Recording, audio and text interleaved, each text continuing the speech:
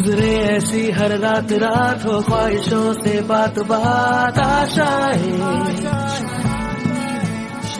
लेकर सूरज से आग आग गाए जा अपना राग राग आशाएं कुछ ऐसा करके दिखा खुद खुश हो जाए. Hello dear friends, and once again welcome to my channel all about English with AB. Today's topic of discussion is future time reference.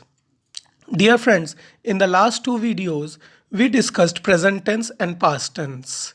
I told you that tense is further subdivided into two parts. They are present and past. But what about future? While researching on this topic, I came across this interesting piece of information in the internet. We will just read it. English has no future form of the verb in addition to present and past forms. We do not talk about the future as a formal category. It is quite clear that future is not classified under any formal division of tense. We merely use future time reference in order to talk about future events. But why is that? Dear friends, as we very well know, in present tense and past tense, the base form of the verb undergoes a change. For example, in simple present tense, we use S or ES form of the verb with third person singular subjects. Similarly, in past tense, we use the second form of the verb, but in future, we merely use the first form of the verb. So, in this scenario, we can see that the verb does not undergo any kind of change at all. This is because of this reason that tense is not classified under any formal category of tense. I hope this point is clear to you. Let's move forward. Here are some of the ways how we can refer to the future. First, we can use the simple present tense in order to refer to the future. Here are two examples. The IPL begins on 20th April. If the newly introduced vaccine works, AIDS can be cured. So this is how the simple present tense form can be used in order to refer to the future. Moving ahead, we can also use will as well as shall. Now, the use of will is very common in order to refer to future and to make prediction about future events. For example, you will win the first prize. The nano car will be on the roads soon. Will is also used to make promises. For example, I will meet you in the evening today.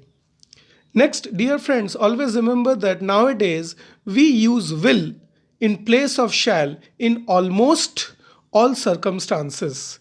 The use of shall is considered old-fashioned and its use is limited nowadays. Next, use of going to. Going to is normally used to refer to future events in two cases. First, if there is a present indication of the future event. For example, India is going to emerge as a superpower in 2020. Next, it also expresses intention. Smita is going to marry Akshay.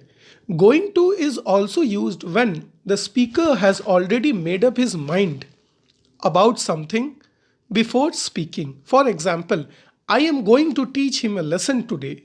So, this is the third application of future time reference. Next, present continuous tense is used to refer to future events that have been already planned. For example, I am meeting the project manager this evening. As you can see, here the time is future, but the tense is present continuous. So, present continuous tense is being used to refer to future time. I am sorry, I can't meet you tomorrow. I am visiting my friend. Again, this use of present continuous tense is quite common. Next, we also use about to in order to refer to the future. For example, the train is about to leave. I hope this important point is clear to you. Now let's proceed further. In order to express an action as going on at some time in future, we use future continuous. As I see him, he will be discussing something. So this is an example of an action that will be going on at some time in future. And here we'll be using will or shall plus be plus ing form of verb. Next, in order to refer to the completion of an action by a certain time in the future, we use future perfect. Here, the structure is will plus have plus third form of the verb. For example, he will have completed his work by 8 a.m. tomorrow. So this is an example of an action that will be completed by a certain time in the future. Now, in order to indicate an action represented as being in progress over a period of time that will end in the future, we use future perfect continuous. For example, she will have been teaching for 6 years when she gets married. So here is an example of an action that will be in progress over a period of time and it will end in the future. Dear friends, I hope future time reference is clear to you. In our next video, we will discuss the application of tense, how tense can be used properly in our day-to-day life. So please don't miss out on that video.